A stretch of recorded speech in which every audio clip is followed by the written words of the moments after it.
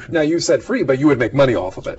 Well, the notion of the free service, again, looking back at free over-the-air television and radio, is that based on our discussions with folks in Silicon Valley and people in New York and LA and places like that where there's a strong advertising presence, what people have said is the ability of a free nationwide network to pay for, people would pay, advertisers would sponsor the use of the network so that consumers get on. It's basically the same model as free over-the-air television, right? It's the television advertisers that sort of sponsor the build out of the network and create this environment where people can get these free services.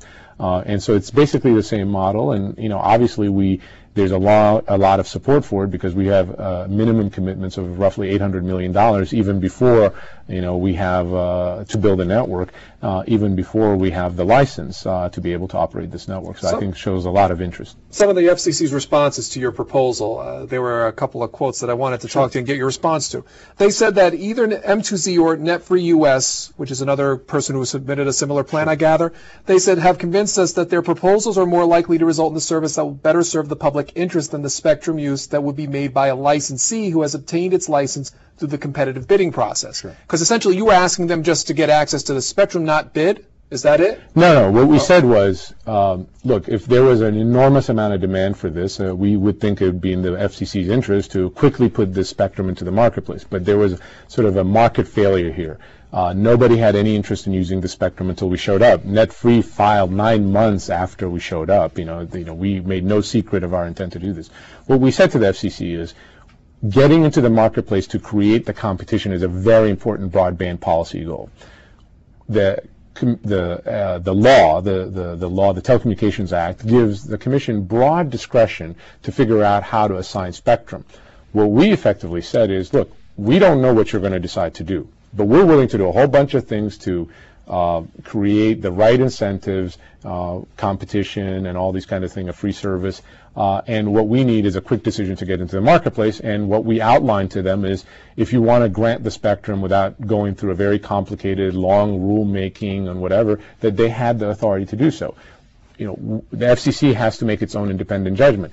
The fundamental issue, though, is that if you have spectrum that's sitting in the hands, in the inventory of the FCC, it's actually not generating any value to the American consumers, right? Spectrum sitting with the FCC is not doing any good.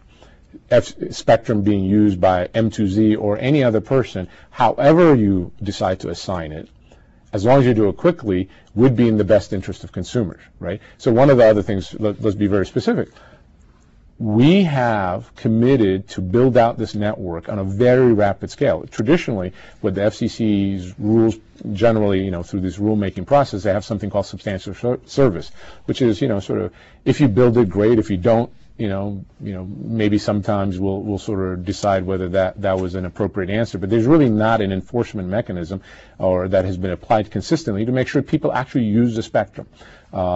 And what happened is there's many documented instances where big telephone companies or spectrum speculators have sort of acquired spectrum through the auction process, right, but have not built it out. And what we said is, as a matter of policy, we will build out the network up to 95% of the U.S. population. We will build it out equal to the rate where landline telephony is available, at the risk of losing our license if we don't meet this target. Now, we did this in May of 2006. We made this commitment, okay? And this actually would mean that if we don't build it, we lose all of our capital. The FCC can take back the spectrum. This is a kind of significant commitment that should be enforced not just on us but on everybody. But we were willing to make it even without FCC prodding. And so I think that shows that we really want to build this thing. Look, however the FCC puts the spectrum to use, the fundamental policy goal, right? We're not just here to talk about us, but the fundamental policy goal is, if you're going to give the public's airwaves to some person, you have to make sure that they use it. But you also have to make sure you do it quickly so that the benefit to the consumers actually happens faster, sooner than later. And so those are the kind of broad policy debates we ought to be having, not just about the spectrum that's been lying fallow that M2Z is interested in, but also the 700 megahertz, any other spectrum that's upcoming.